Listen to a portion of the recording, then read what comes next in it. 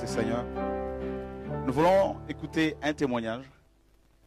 J'invite, voilà, je ne sais pas si elle est là, Nadia, et qui va nous donner le témoignage de ce que le Seigneur a fait dans sa vie.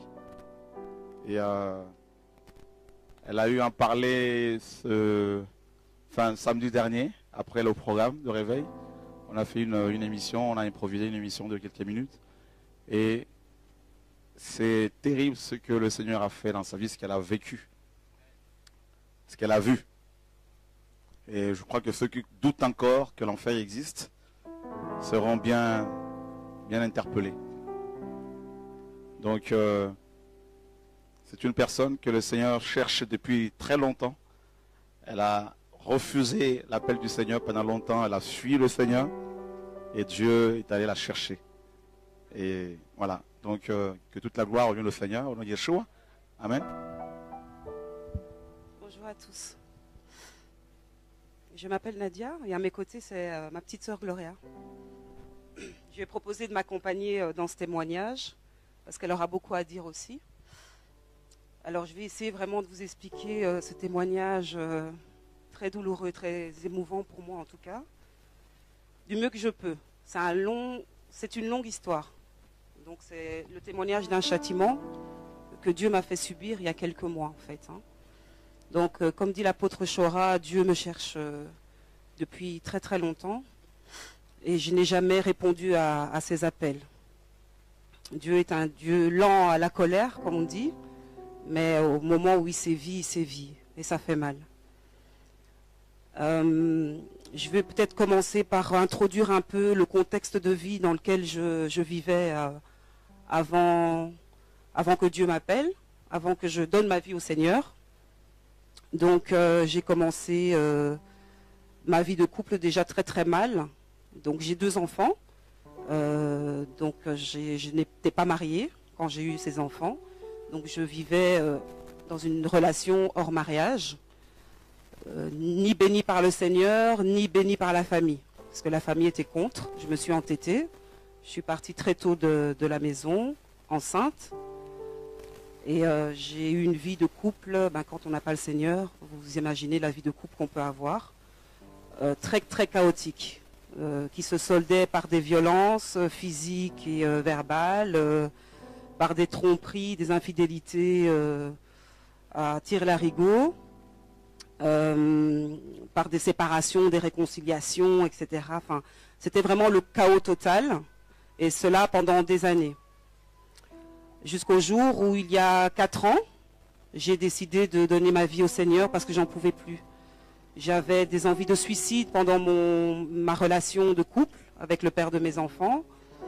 J'étais tout le temps dépressive, donc j'étais dans l'alcool, j'étais dans la cigarette, mais vraiment plus, parce que je fumais beaucoup, énormément. J'avais un esprit de colère tout le temps en moi, et j'étais tout le temps en dépression. Donc sous cachet, antidépresseurs et compagnie.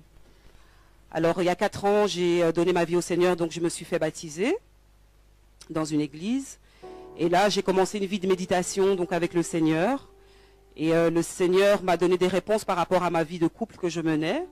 Et il m'a fortifié, il m'a donné le courage de quitter donc le papa de mes enfants. Donc je l'ai quitté, je suis retournée en famille. Et il a pris son chemin et j'ai pris le mien. Donc voilà. Mais le Seigneur m'a sorti d'un péché, mais je suis retournée dans un autre péché. Je me suis attachée à un homme qui était marié. Donc j'ai commencé, au bout des 2 ans de séparation avec le père de mes enfants, j'ai rencontré un homme. Cet homme était marié. Donc je le savais dès le départ. Donc c'était même pas une cachotterie de sa part. Donc voilà, donc je me suis vautrée encore dans un péché. J'ai eu cette relation pendant 2 ans avec cet homme marié, tout en continuant évidemment ma vie de prière. J'étais un peu une chrétienne volante, j'allais dans toutes les églises, notamment ICC, une fois chez ICC, une fois à la Nouvelle Jérusalem. Je faisais toutes les églises parce que je me disais Dieu est partout, donc je peux prier n'importe où. Et Dans cette relation, Dieu m'a interpellée plusieurs fois par le canal de différentes personnes. Donc des frères, je suis de Bruxelles en fait, donc ça je ne l'ai pas précisé. Donc il y a une assemblée à Bruxelles et donc 2 frères m'ont interpellée par rapport à ma relation. C'était Dieu qui parlait. Je me suis entêtée en disant mais non, etc. Je n'y croyais pas. L'apôtre Chora aussi m'a interpellée 2 fois je pense. Il m'a délivré même d'un esprit de mort. Mais je me suis entêtée. J'ai continué avec cette relation adultère. Il m'a interpellée au travers de ma sœur aussi. Je n'ai pas écouté. Je disais mais non, c'est le Seigneur qui veut aussi, etc. Enfin, j'étais vraiment très voilée à ce moment-là et je n'ai pas écouté le Seigneur. Et donc au mois de mai, la semaine du 20 mai, j'ai commencé à me sentir très bizarre. J'ai commencé à être animée d'un zèle excessif. J'étais hyper active. Je parlais, j'avais un débit de parole très intense. Les gens ne me comprenaient pas. Et même dans le cadre de mon boulot, mes collègues me disaient mais enfin, Nadia, tu as beaucoup d'énergie. Enfin, il y a quelque chose qui ne va pas. Est-ce que tu es en dépression? Et moi, je disais mais non, tout va bien. Je pétais la forme, etc. Mais on voyait très bien que j'étais déjà animée d'esprits qui me tourmentaient en fait. Le 28 mai, c'est ce jour-là où tout a basculé, où j'ai su que j'étais prise par des esprits démoniaques et sataniques. J'ai commencé à perdre la mémoire et j'ai commencé aussi à devenir folle en fait, à perdre l'esprit. Et donc ma famille remarquait qu'il y avait des choses qui n'allaient pas et en même temps, j'écrivais beaucoup, donc j'étais aussi habitée par le Saint-Esprit parce que tout ce que j'ai écrit, j'ai quelques phrases, je pense dont je dois parler, parce que je pense que c'est pour le peuple de Dieu. C'est Dieu qui m'a guidée dans ces phrases-là. Donc c'est des phrases que je ne peux pas garder pour moi, c'est des messages qui viennent de Dieu. Donc j'écrivais beaucoup, notamment je disais... Je perds ma mémoire, je m'en vais avec mes péchés, garder mes filles, c'était comme un testament. Moi, je ne me souviens même pas, je me suis souvenue de tout cela lorsque je suis sortie de l'hôpital, parce que j'étais à l'hôpital psychiatrique. Donc voilà, pour revenir au 28 mai, j'ai commencé à perdre la tête et perdre la mémoire ce jour-là. Et ma mère m'a demandé, est-ce que tu veux qu'on appelle des frères pour prier pour toi? J'ai dit oui. On a appelé... Excusez-moi. Dieu est grand. Gloire à Dieu. Publiquement ici, je lui dis pardon. Et il m'a fait grâce parce qu'aujourd'hui, j'ai la grâce de pouvoir vous parler. Parce que j'étais morte. Donc ces frères sont venus prier à la maison. Et là, j'étais folle, quoi. Ça, c'est un témoignage que plus ma sœur pourra vous donner, parce que moi, je ne me souviens plus tellement de ce qui s'est passé. Je sais que j'étais tourmentée par des esprits et je perdais la tête. Et un des frères a dit à ma sœur, on ne peut rien faire. C'est un châtiment de Dieu. Donc ça, c'est un châtiment pour toute votre famille. Ça ne concerne que la famille. Aucune personne extérieure ne peut la sortir de là. Il n'y a que vous. Ses frères sont partis. Et on a rassemblé toute la famille. Donc ma soeur ici, ma mère, mon frère, ma belle-sœur et ma fille. L'aînée, pas la petite. La petite n'a que 13 ans, mais l'aînée a 19 ans. Donc on a estimé que bon voilà, elle était en âge adulte et que ça la concernait aussi. Donc toute ma famille a mis les genoux par terre. Et au fur et à mesure des prières, ma folie augmentait. Ma folie augmentait. Et donc il y a un passage que j'ai oublié. J'essayais vraiment de vous restituer les choses parce que tout était embrouillé dans ma tête jusqu'au moment où j'ai su que je devais témoigner. Donc le mardi 28, avant que je perde totalement la tête, j'ai quand même été travailler. Sur le chemin du boulot, j'étais dans une folie, mais je ne m'en rendais pas compte. Et il y avait des démons qui me poursuivaient, en fait. Donc Dieu m'a fait grâce, en tout cas, d'avoir des yeux spirituels ce jour-là. Donc j'ai vu l'autre dimension du monde, si vous voulez. Je ne sais pas comment expliquer ça. J'étais sur Terre sans être sur Terre. On dirait que j'étais dans une autre bulle, dans une autre dimension, où il y avait des démons humains. Mais je savais que ces gens-là, il n'y avait que moi qui les voyais. Et ces gens-là me poursuivaient en fait. Et j'ai été téléguidée de gauche à droite. Je suis arrivée au travail. Ce jour-là, je n'ai pas travaillé, je n'ai fait que prêcher la parole de Dieu.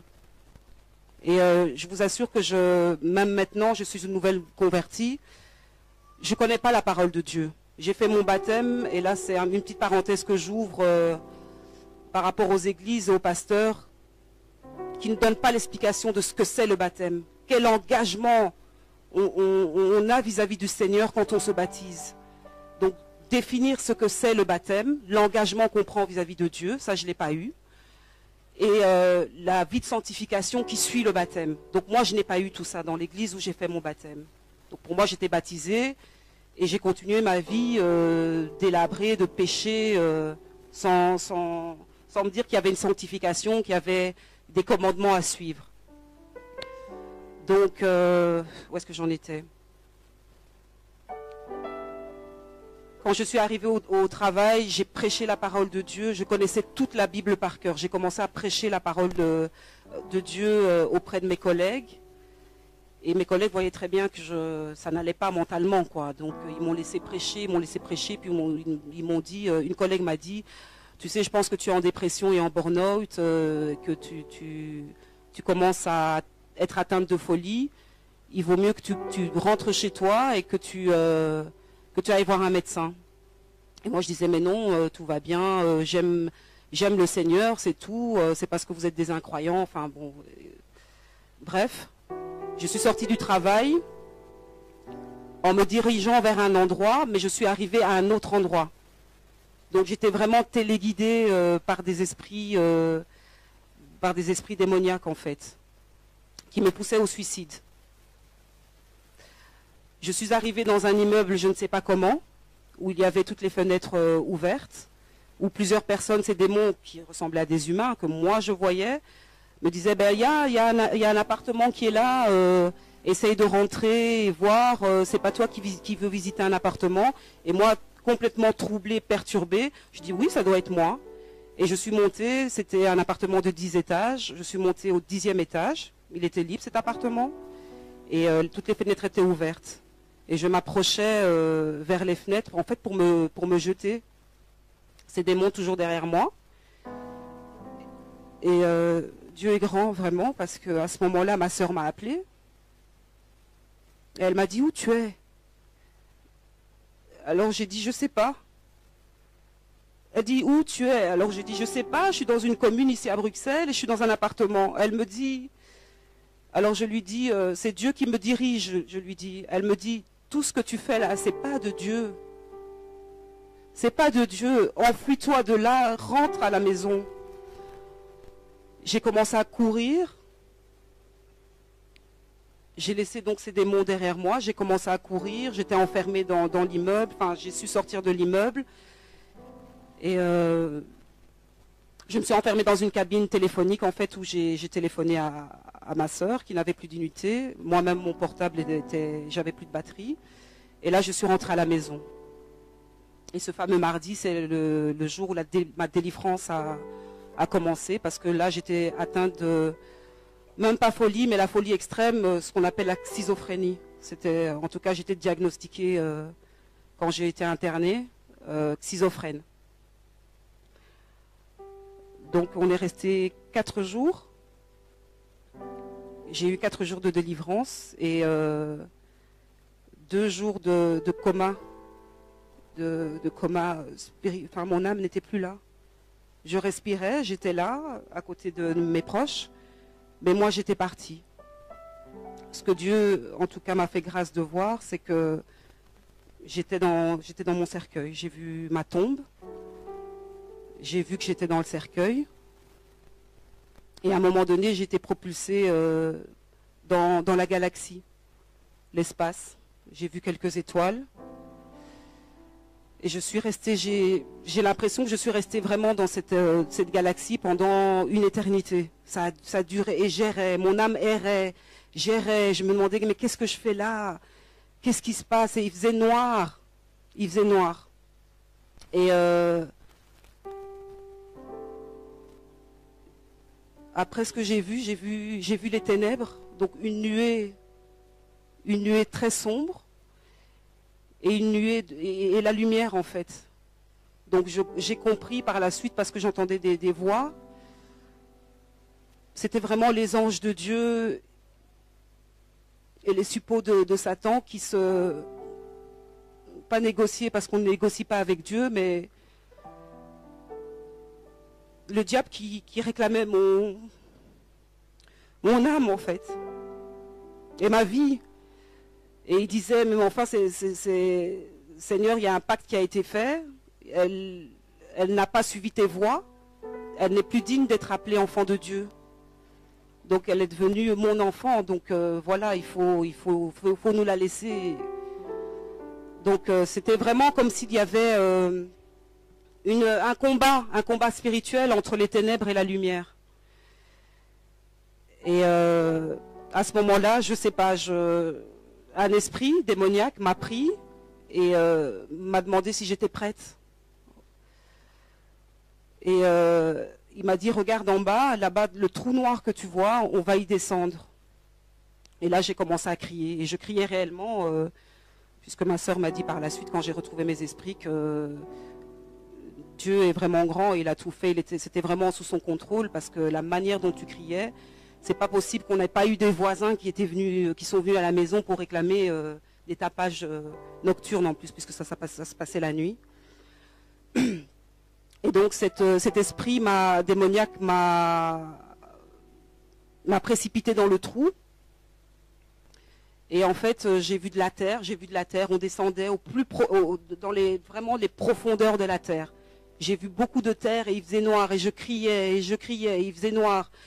Et au plus on s'enfonçait, au plus je criais. Et puis à un moment donné, on s'est arrêté, comme dans une espèce d'ouverture, comme dans une grotte. Et là, l'esprit m'a dit, est-ce que tu es prête? Parce que ici, c'est l'enfer. Et on va commencer à prendre... Je suis vraiment désolée. Hein. Comme je disais la fois passée, c'est quelque chose que j'ai enfui dans ma mémoire. Je ne voulais pas témoigner à la base. Mais Dieu me pousse pour libérer son peuple, donc je ne peux pas garder ce témoignage pour moi, mais c'est ce que j'ai vécu est très douloureux. Donc cet esprit démoniaque m'a expliqué que voilà, ici c'est l'enfer, on va commencer à atteindre le premier niveau, et il m'a expliqué qu'il y avait 7 niveaux en enfer. Et que là, on allait commencer au premier niveau. Donc il m'a amené au premier niveau, moi je fermais les yeux et je disais non, non, et je criais au Seigneur.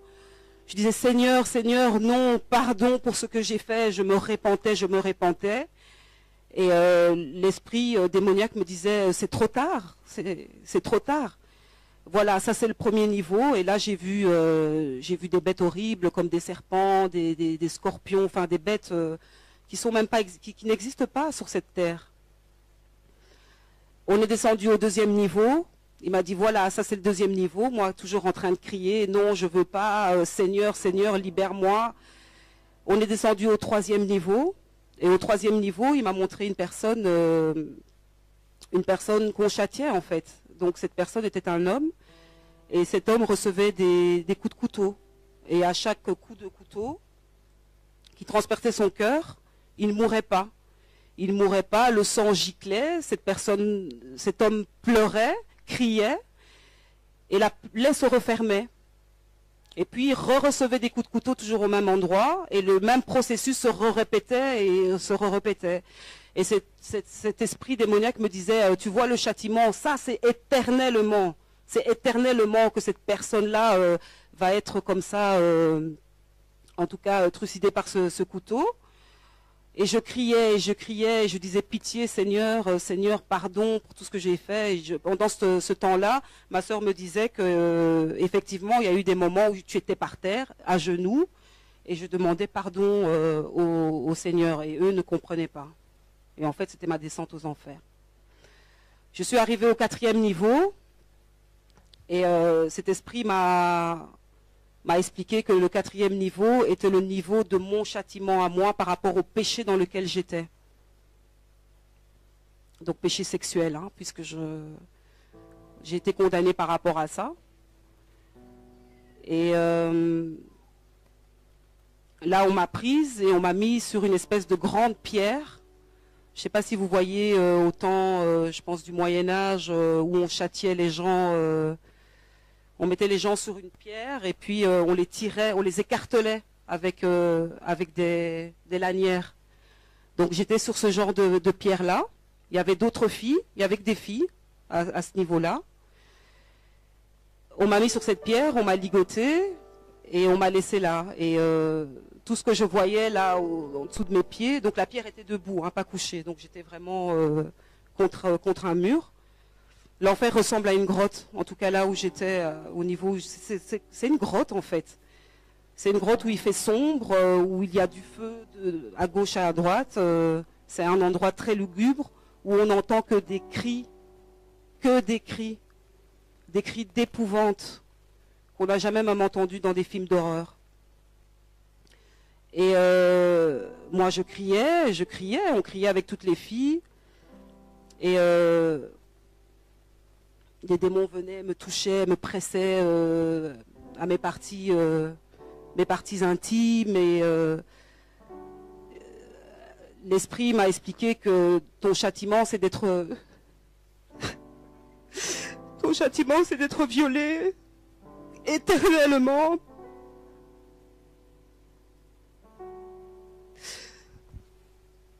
Et j'étais violée par un démon. Que je pense être Satan, il ne s'est pas présenté.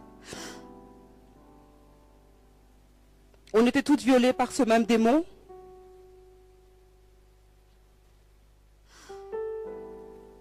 Et naissaient des enfants de ces relations en fait. Tu n'as pas le temps de dormir en enfer. Tu ne dors pas, j'ai cru que j'y étais depuis des siècles.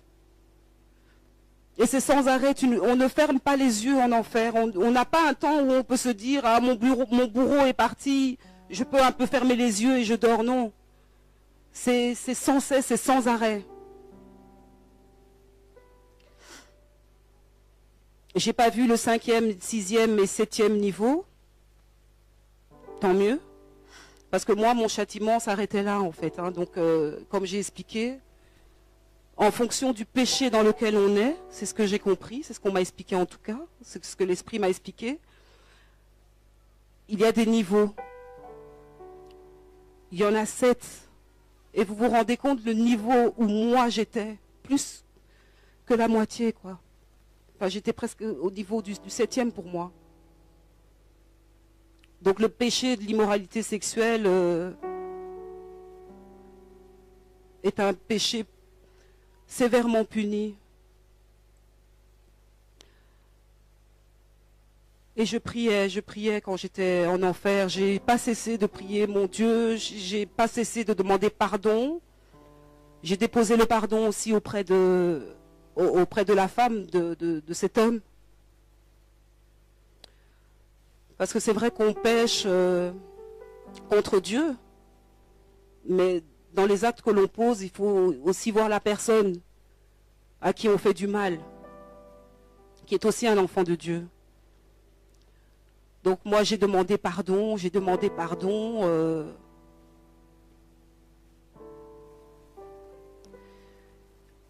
Et puis un ange de Dieu est revenu me prendre et il m'a jeté... Il m'a jeté près du parvis de notre Seigneur. Où là, je me suis repentie et j'étais à genoux devant le parvis. Voilà. Je ne sais pas si je suis passée à côté de... Oui. Et donc pendant mes songes et mes délires, je ne sais pas comment interpréter ça, mais bon, je vais quand même témoigner de ça. Je me suis vue en fait crucifiée comme Jésus-Christ en fait. On m'a attachée sur une croix.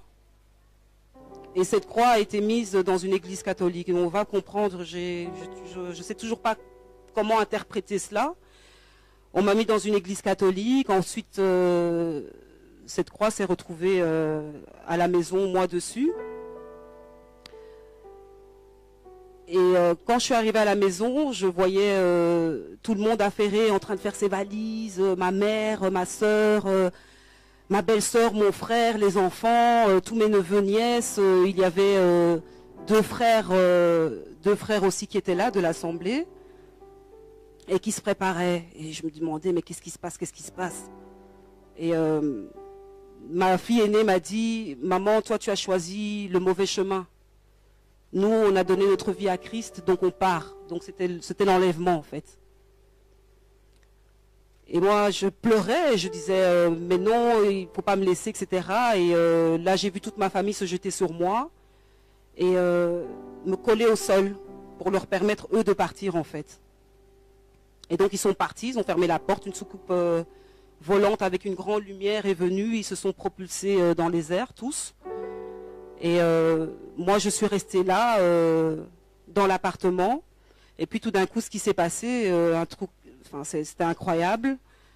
J'ai commencé à voir que le soleil s'assombrissait, les ténèbres arrivaient, qu'il y avait comme des bombes qui commençaient à exploser de gauche à droite, et je regardais par la fenêtre. Il y avait des bêtes qui ressemblaient beaucoup à ce que j'ai vu quand j'étais en enfer, qui commençaient à monter de partout. Je regardais et... c'est par la suite, hein, en discutant avec la famille et en lisant dans Apocalypse que je me suis dit que c'est l'Armageddon, quoi, en fait. Où les gens s'entretuaient entre eux, il y avait des démons partout, enfin quelque chose de vraiment horrible. Il faisait noir, il y avait du feu partout, il y avait des bêtes qui datent du temps des dinosaures, qui crachaient du feu. Et donc voilà. Moi, je restais en enfer, enfermée, et ma famille était partie pour l'enlèvement. Donc voilà, je pense que j'ai plus ou moins tout dit. Je ne sais pas si... Voilà. Bonjour. Voilà, je voudrais remercier le Seigneur vraiment de nous avoir fait cette grâce de venir aujourd'hui pour témoigner. Et je remercie également le Seigneur de nous avoir fait grâce pour tout ce qui s'est passé dans ma vie depuis ma conversion. Je suis convertie depuis 8 mois. Et ma famille priait déjà en fait. J'étais la seule qui ne voulait rien savoir de Dieu. Non pas que j'y croyais pas, mais j'étais pas prête. Je vivais ma vie pour moi assez bien, parce que je travaillais. J'ai un petit garçon. Ne connaissant pas le Seigneur, j'ai été mariée et divorcée. J'ai un garçon de 12 ans. Et j'étais la rebelle de la famille. Je voulais rien savoir du Seigneur. Mais on peut monter, on peut descendre. Quand le Seigneur t'appelle, il nous a fait grâce. Et vraiment, je le remercie de tout cœur. Parce que ce qu'on a vécu avec ma sœur à la maison, c'était un châtiment pour tout le monde. Tout le monde vivait sa vie. Tout le monde ne s'occupait que de soi. Et je pense que le premier enseignement que Dieu nous a donné, c'était ça. Parce que nous avons un Dieu de famille qui aime la famille. Et la semaine que ma sœur raconte ici, c'est une semaine terrible. Pour nous, ça a duré 1 an. Moi, j'ai l'impression de revivre seulement maintenant. Le Seigneur m'a donné la force de supporter tout ça malgré mon début de conversion. Parce que quand ça s'est arrivé, j'avais que 6 mois de conversion. J'avais le feu. J'allais aux enseignements tout le temps. Donc ça m'a permis de beaucoup comprendre ce qui arrivait, de saisir très vite. Par la grâce de Dieu. Tout ce que je voulais dire aussi, c'est qu'effectivement, elle priait dans des églises de système. Moi, je ne priais pas du tout. Je ne supportais pas d'aller dans ces églises. Est-ce que c'est une grâce? Je ne sais pas. mais il nous a permis d'avoir le message de vérité par mon biais. Donc c'est à ce moment-là que à la maison tout le monde vivait sa vie, mais c'était le repos, les gens s'entendaient bien. Mais quand j'ai amené ce message de vérité, c'est devenu l'enfer déjà. Moi et ma mère, on se disputait tout le temps, pourtant on s'entend bien. Ma sœur commençait à dévier, donc elle passait du chapelet à Ave Maria, Sainte Marie, pour essayer de combler le péché dont elle vous a parlé tout à l'heure. Parce que moi, j'arrêtais pas de lui prêcher que c'était pas bon et que Dieu ne faisait pas d'exception pour tel ou tel enfant, qu'on était égaux aux yeux de Dieu. Mais elle me prétendait que, effectivement, ce qu'elle a oublié de dire, c'est qu'elle a tellement chipoté dans le péché qu'elle a eu même la vision d'un ange de lumière qui s'est présenté comme étant l'ange Gabriel, qui lui a dit « tes péchés sont pardonnés ». Donc pour elle, elle était dans le bon et que ce mari allait divorcer de sa femme pour se marier avec elle. Donc elle vivait sa vie en pensant qu'elle était consciemment une bonne enfant de Dieu. Et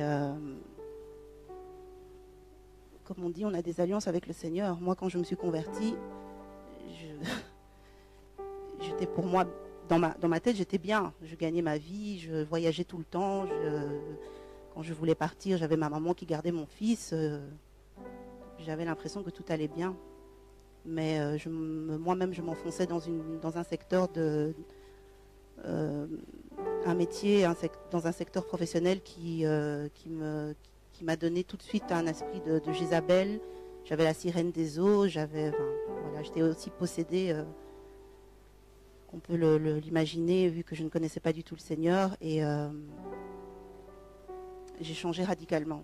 Et c'était le secteur du cosmétique, pour peut-être affirmer. Donc la séduction est très forte. Pourtant, j'étais pas ni mannequin, ni vendeuse, non, j'étais commerciale. Il fallait que je trouve des contrats, en fait.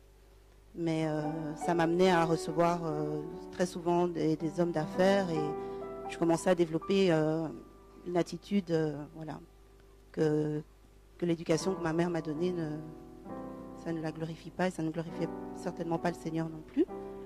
Donc le Seigneur m'a vraiment soulevée au vol, parce que je commençais à être vraiment démoniaque. Mais pour revenir à la semaine de ma sœur, elle a beaucoup mélangé. Elle avait le chapelet à la maison, elle avait un livre de saints, elle parlait du coq à l'âne au niveau des églises du système. Et elle a eu une semaine de Pentecôte où là vraiment tout a valsé, parce que dans une église, je tairai le nom, elle a eu une semaine où il y avait une semaine de jeûne, où il fallait qu'elle jeûne, aller prier là-bas, et elle est revenue avec le feu en disant qu'elle avait eu qu'elle a eu son baptême de Pentecôte. Et c'est là que tout a commencé, en fait. Bien avant la semaine où elle a commencé à délirer, elle délirait déjà. Et moi, Dieu me mettait à cœur vraiment de prier. Donc moi-même, je m'étais mis en jeûne, et Dieu était déjà au contrôle. Donc la semaine où elle a déliré, elle était vraiment, vraiment, vraiment loin. On n'avait jamais, je pense que même dans les films que j'ai vus, je n'ai jamais vu une démence aussi. L'exorciste, elle avait, à un moment, je lui ai demandé qui elle était, et 2 jours plus tard, elle m'a répondu qu'elle était Légion. Elle avait des esprits guerriers comme pas possible. Elle nous a tous tapés. Elle insultait, elle crachait, elle faisait ses excréments où elle était. C'était la totale. Et Dieu a vraiment permis que l'on puisse la libérer à la maison, en famille, parce qu'on habite un 7e étage dans un immeuble social, donc de grande famille, et personne ne s'est plaint, or que d'habitude, même quand on tire la chasse, voilà. Donc c'était très dur. Je ne savais pas comment faire. En tout cas, là, j'avais beau prier, le Seigneur aussi entre guillemets, m'a donné ma leçon, puisque j'étais je disais toujours être famille. Je disais toujours que j'étais une fille qui aimait la famille, mais le Seigneur vous montre vraiment les profondeurs de votre cœur. Quand vous vous convertissez, il commence à travailler votre cœur. Il est encore en train de travailler là en ce moment, et c'est très dur. Et voilà, il fallait que tout le monde se répande. Donc on s'est tous mis à genoux. On devait se répandre. ma sœur a 40 ans, moi je suis la cadette, j'ai 33 ans, et il fallait qu'on aille 20 ans en arrière. On essaye de se repentir de tout ce qu'on avait fait. Donc c'est une grâce, c'est vraiment une grâce énorme qu'on a eue. Il n'a pas arrêté de nous bénir depuis qu'on a passé cette étape. Et je remercie le Seigneur parce que on n'est pas digne de recevoir cette bénédiction. Vraiment, je sais même pas, j'ai pas de mots. Merci, c'est tellement peu, je sais pas comment exprimer. La semaine où elle était, elle voulait, en fait, le Seigneur voulait aussi qu'on reprenne chacun nos places, parce que moi j'étais la cadette, mais vu que j'avais une vie professionnelle assez agitée, je commençais à être la grande sœur, commençais à commander mon grand frère, et ça, le Seigneur n'aime pas le désordre. On a un Seigneur, vraiment un Dieu d'ordre. Et ce jour-là, il fallait que tout le monde reprenne sa place.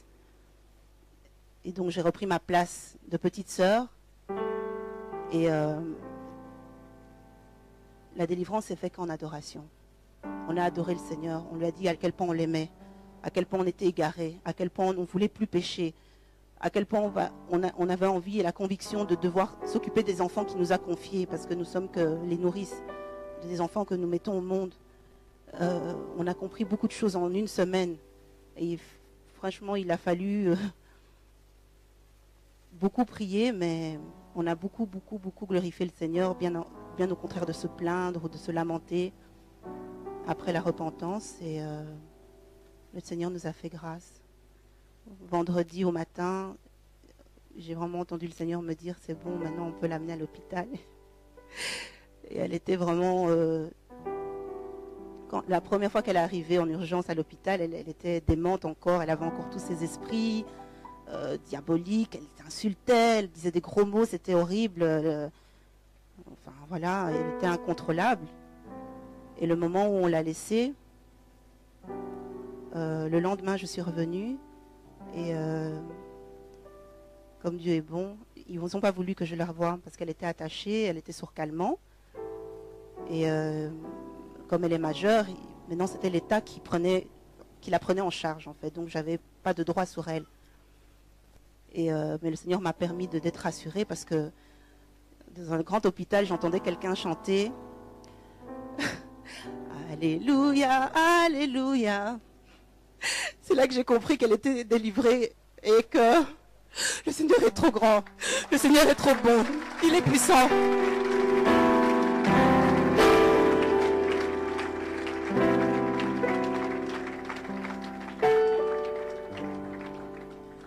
Je tiens aussi à remercier le Seigneur parce que depuis que je me suis convertie, l'alliance que tu fais avec le Seigneur, il est trop fidèle.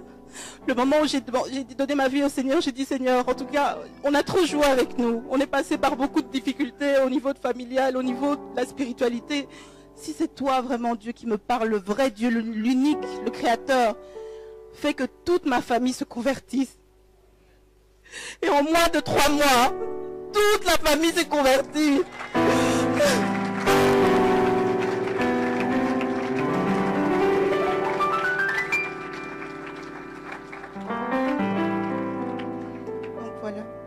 Merci beaucoup. Le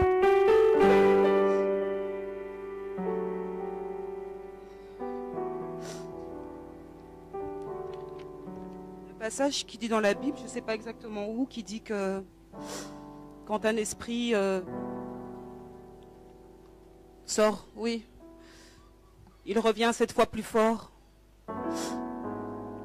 Alors dans mon récit, j'ai bien dit que j'avais eu ma délivrance par le canal de l'apôtre Chora, malgré que j'étais toujours avec cet homme marié et que Dieu m'interpellait, me disait laisse, Dieu, qui je suis Seigneur, merci. Dieu m'a même interpellé de lui-même, il est descendu de son trône et il m'a parlé, il m'a dit je suis l'autorité. Ce jour-là, j'étais paralysée dans mon lit, j'ai pas su me lever de mon lit, tout ça parce qu'il voulait me sauver. Dieu ne veut pas qu'on se perde. Il souhaite que tous ses enfants soient sauvés et ne périssent pas.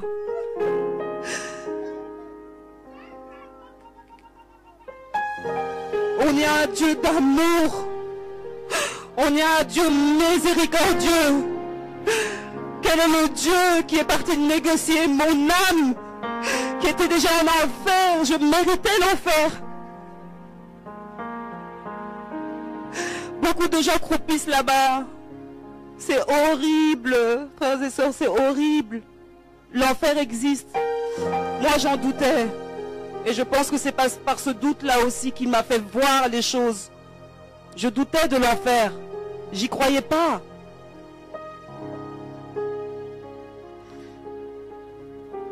Tenez votre délivrance alors. Sortez du péché. Cherchez le message de vérité. La première pierre que je jette, c'est sur moi-même. Parce que je me suis abandonnée auprès des pasteurs, auprès des églises. Je n'ai pas ouvert ma Bible. Par moi-même. Savoir qu'est-ce que dit la parole par rapport au péché. Hein? Ces églises où il y a des pasteurs qui mariés, remariés, on ne comprend rien à leurs histoires, où on dit que non, hein, au temps de Moïse, Abraham, il y avait plusieurs femmes, c'est pas grave. Où on vous dit que le divorce est acceptable. Tout ça, ça vous voile les yeux, ça vous met dans l'erreur.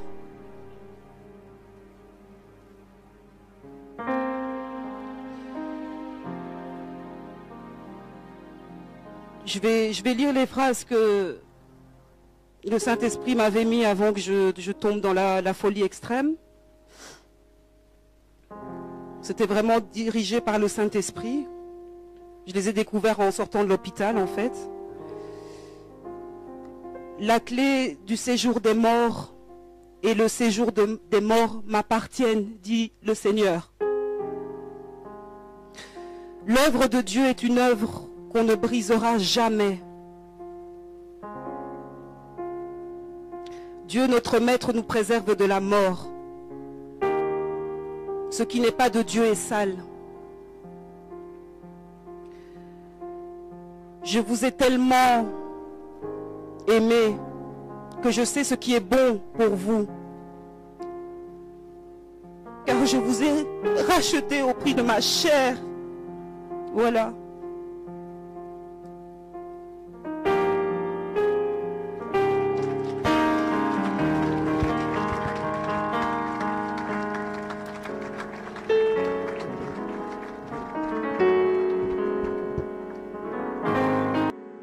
Jésus, je sais d'où je viens, je sais d'où tu m'as tiré. Je ne peux pas oublier ce que tu as fait pour moi. Deux fois je me pose tant de questions. Je me demande quelle est ma destinée. Mais toi qui m'as tiré de l'enfer, tu me conduiras. Fais que je sois là pour toi, que je reste dans ta présence, que ma vie te plaise jusqu'à ce que tu reviennes. Fais que je sois là pour toi, que je reste en ta présence, que ma vie te plaise jusqu'à ce que tu reviennes. Jour après jour, j'apprends à te connaître, malgré la ville, la souffrance et le mépris. Mais parce que je sais que tu es là, je peux encore espérer. Oui Seigneur, je veux porter ma croix. La chair est faible, mais je veux t'être fidèle.